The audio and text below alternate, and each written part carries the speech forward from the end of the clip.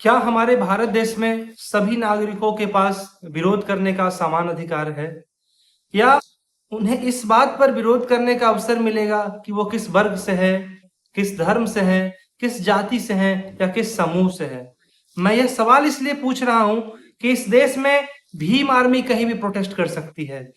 इस देश में सीएए के नाम पे महीनों तक दिल्ली में विरोध प्रदर्शन किया जा सकता है।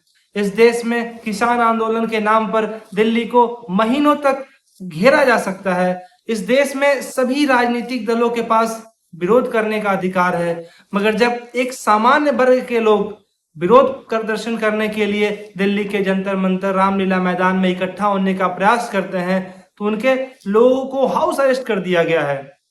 यह बेहद ही गंभीर विषय है, क्योंकि एक तरफ सत्ता में बैठी हुई सरकार भारतीय जनता पार्टी की विशेष करके जो कहती है कि हम एक लोकतांत्रिक सरकार है और भारत एक लोकतांत्रिक देश है, तो यह लोकतंत्र तब कहा जाता है जब यूजीसी जैसे काले कानून और उनमें पाई जाने वाली नीतियों के विरोध के लिए पीड़ित सामान्य वर्ग के लोग दिल्ली में इकट्ठा होना चाहते हैं। और पिछले 2 दिनों से उन सभी लोगों को गिरफ्तार करके हाउस अरेस्ट रखा जा रहा है जो इनमें बेहद ही एक्टिवली पार्टिसिपेट करना चाह रहे थे। इसमें बहुत ऐसे नाम हैं जो कहीं ना कहीं भारतीय जनता पार्टी के ही समर्थक थे, उनके लिए हमेशा कार्य करते थे, उनकी नीतियों का समर्थन करते थे और वैश्विक मंचों पर उसे पहुंचाने का प्रयास करते थे।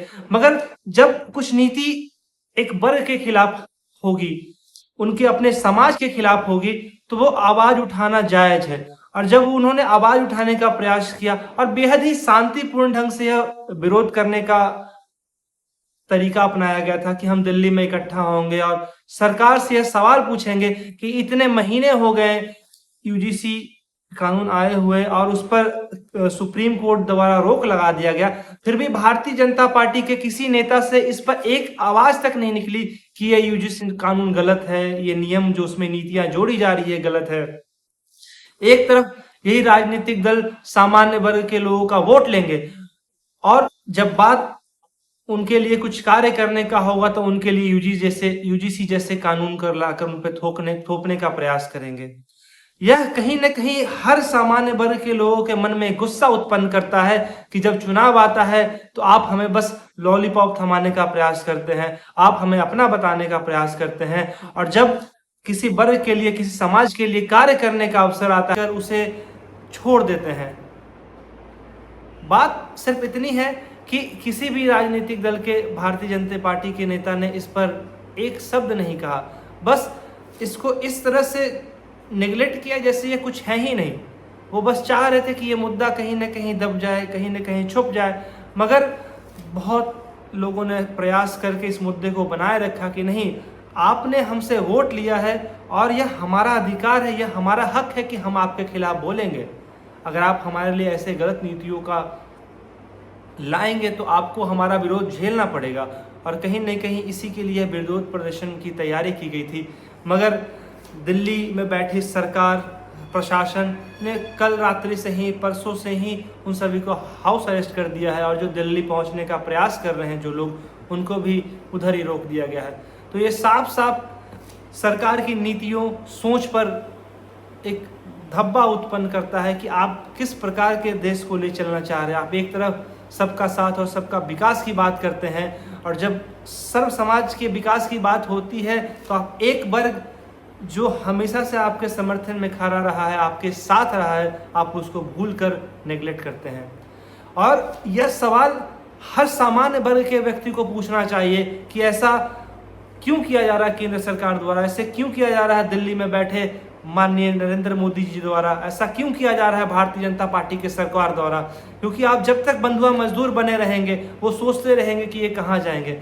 जब बात आपके ऊपर आएगी, आपके परिवार के ऊपर आएगी, आपके समाज के ऊपर आएगी, तो आपको आवाज उठाना पड़ेगा, क्योंकि यह सरकार तब तक मौन रहेगी जब तक आप इनके खिलाफ नहीं बोलेंगे। जब तक आप चुप रहेंगे तब तक ये सोचेगी कि यह तो मेरे साथ ही है, यह वर्ग हमारे लिए क्या कर लेगा। यह बस आपको वोट बैंक समझ कर रखेंगे और आपके लिए कोई कार्य नहीं करेंगे। तो सवाल पूछते रहें, अभी वक्त है। आज सवाल नहीं पूछेंगे तो कल इस तरह की कई ऐसी नीतियां आप पे थोपी जाएगी, कई ऐसे कानून आप पर पहले से ही लगाई गई है और फिर आगे भी लगाई जाएंगी, क्योंकि आप सवाल नहीं पूछेंगे तो आपको वो समर्थन समझेंगे, क्योंकि मौन रहना भी एक तरह से समर्थन ही है। और जब तक आप मौन रहेंगे तब तक आपको इस तरह के कानून को झेलना पड़ेगा, इस तरह की नीतियों को झेलना पड़ेगा। इसलिए विरोध करें, खुलकर विरोध करें ऐसी नीतियों का, नहीं तो आपको बस मजदूर समझा जाएगा बंधुआ, क्योंकि ये क्या ही कर लेंगे, ये चंद मुट्ठी भर लोग क्या कर लेंगे। लेकिन ये चंद मुट्ठी भर लोग सत्ता में लाना भी जानते हैं और सत्ता से उखाड़ना भी जानते हैं, क्योंकि हमारे अंदर सत्ता, किसी को सत्ता पे बैठाने की ताकत है, तो हमारे अंदर यह भी ताकत है कि हम आपको सत्ता से नीचे उखाड़ सकते हैं। और समय इतना भी ना गिरा दे कि भविष्य में जब चुनाव हो जाए तो आपको इसका विरोध झेलना पड़े। इसलिए समय रहते आप इसका जवाब दें, और आपको चुप्पी खोलनी पड़ेगी, आपको जवाब देना पड़ेगा यूजीसी जैसे नीतियों पर कि क्यों ऐसे थोपा गया।